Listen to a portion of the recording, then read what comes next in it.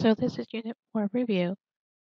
Problem number 1 says the cell phone company charges a flat fee of $46 per month and an additional $2 per minute to use the cell phone. Write an equation the amount of the total charge C in terms of the minutes N. Okay, so first of all, we need to find which one is our flat fee. Okay, so our one-time fee, our flat fee is 56. That's going to be our y-intercept, which we also call V. The $2 per month, that's going to be our slope, because that is our rate of change. It's going to change depending on how many minutes you use per month. So my equation, which is y equals mx plus b, is going to be y equals 2x plus 56.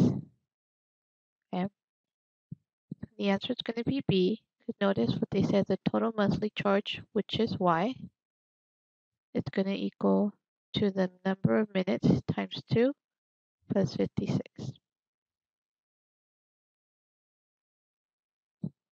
Okay, number 2 says, given the point slope formula, so they give you the point slope formula, write an equation of a line that has the slope of 2 and passes through the point. So you just got to remember the y blank equals m parentheses x blank. So my slope is 2. Okay, my x is negative 1. So remember when we put it, we just change the sign, becomes positive 1. The y is 7 and becomes negative 7. So my answer is going to be B. Okay, number 3, write an equation of a line with the slope perpendicular, okay, to y equals negative 7x minus 5. So remember, we don't need the y-intercept, we just need the slope. The perpendicular means opposite, reciprocal. So we're going to have the opposite reciprocal slope. So instead of 7, my slope is going to be the reciprocal, which is 1 over 7, and the opposite sign. It has a y-intercept of 8. So that means my y-intercept is equal to 8. And when we're given a slope and a y-intercept, we use y-intercept form.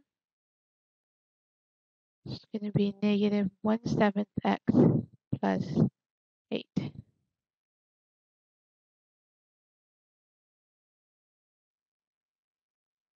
Okay, so for the variables, so we're going to draw our line. Okay, so the 7 and the 8 are like terms. So that means I'm going to move the negative 8 to the left. So that becomes a positive 8b. And I'm going to move the 7 to the right. So that becomes a negative 7. Bring down the 8. Bring down the negative 5b. Okay. Then we add like terms. So negative 5b plus 8b are different signs. Different signs we subtract. Keep the sign of the larger number. Negative 7 plus 8. Again, different signs we subtract. Keep the sign of the larger number. And then we divide both sides by 3. So b is 1 over 3.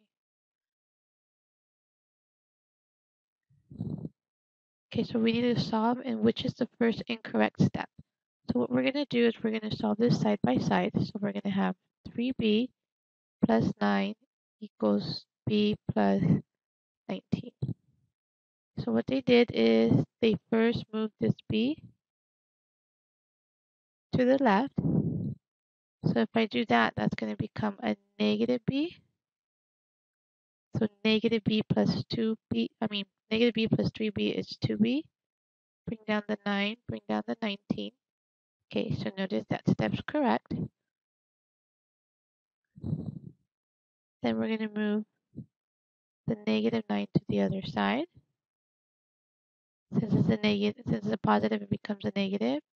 So bring down the 2b. 19 minus 9 is 10. Okay, which is not step 3. So step 3 is the one that is wrong.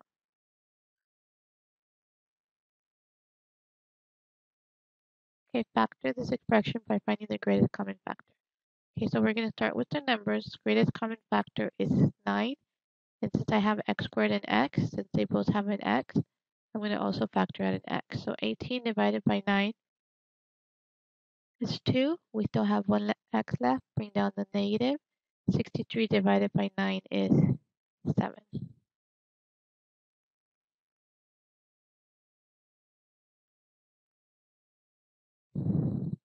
Write an equation of a line in the graph shown. Okay, so remember my equation is y equals mx plus b. So two things I need to find is I need to find the slope, and then I need to find the y-intercept.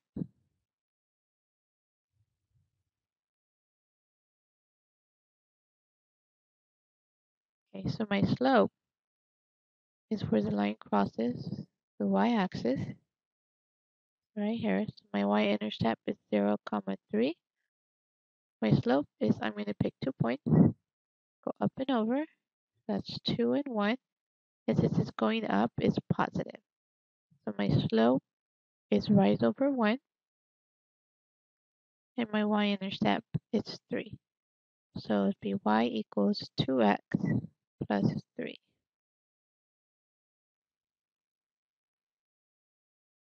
Okay, so here's number 8. It says Janet can do the job in 2 hours. Sal can do the same job in 8 hours. If they work together, how long would it take them to do a job? So we have Janet's rate times their time together plus Sal's rate times the time together. That's going to equal the number of jobs they're doing. So Janet can do a job in 2 hours, so her rate is going to be 1 out of 2. Since we're trying to find the time together, we're going to call that x. Sal can do the same job in 8 hours, so his rate is going to be 1 out of 8. Okay, and their time together is x, and the number of jobs they're doing together is 1. Okay, so to solve this equation, we're going to multiply everything by the denominator, 2 and 8. So the 2's can cancel, and I'm left with 8x. Here the 8's are cancelled, and I'm left with 2x. 1 times 2 is 2, and 2 times 8 is 16. So then I'm going to combine my like terms. So I get 10x is equal to 16. Divide by 10. So x, okay, I can reduce by 2. I'm going to have 8 over 5. And I have to change it to 5 goes into 8 one time. It'll be 1 and 3/5.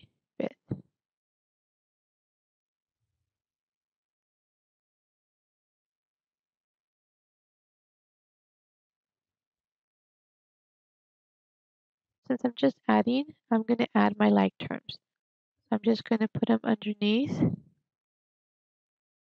the like terms. So 1x squared minus 3x squared is going to give me negative 2x squared. Negative 7x plus 9, 2x, and then 1 plus 6 will give me 7. So the answer would be 8. Okay, write an equation in slope-intercept form. That's y equals mx plus b of a line that passes through the points. Okay, so in order to do this equation and write it in slope-intercept form, first I need to find the slope. So remember the y's go on top, x's go on the bottom. I'm going to have negative 7 minus 5 over negative 4 minus 8. Okay, so negative 7 minus 5, negative 13.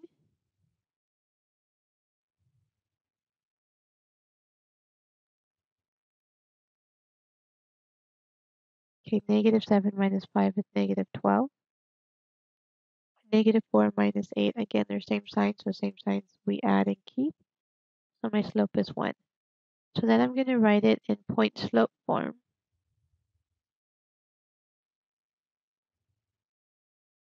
That's going to be y blank equals m parentheses x blank. So my slope is 1. I'm going to use one of the points.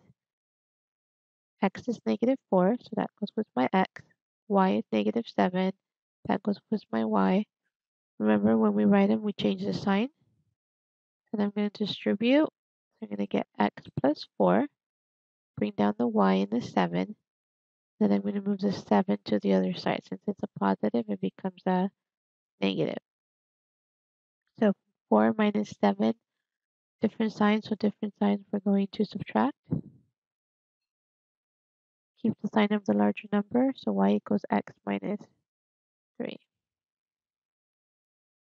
Okay, write an equation of a line that passes through 2, negative 6, and has a slope of 3. Okay, when we're given a slope and a point, we have to use point slope form. And the point slope, so y blank equals m parentheses x blank. So my slope is 3, and then we're going to substitute our point. Since x is 2, that goes with the x. Y is negative 6, so that goes with the y. Remember, we changed our sign. We're going to distribute the 3. 3 times x is 3x.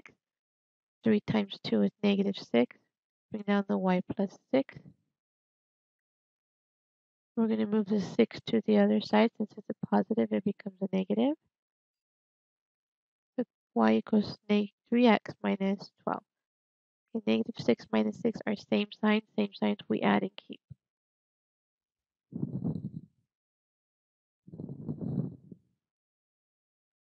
Okay, the graph below shows the cost for purchasing varying amounts of coffee. According to the graph below, how much would it cost to buy 2 pounds of coffee? Okay, so 2 pounds of coffee is going to cost somewhere between 5 and 10. So it can't be 13, can't be 33. So it's either going to be 7 and 9. So what is it closer to as we look at this? Okay, it's going to be closer to 7. So it's going to be $7. Okay, write an equation in slope-intercept form with a y-intercept of negative 7 and a slope of 3/8. It's going to be y equals 3 over 8 x minus 7.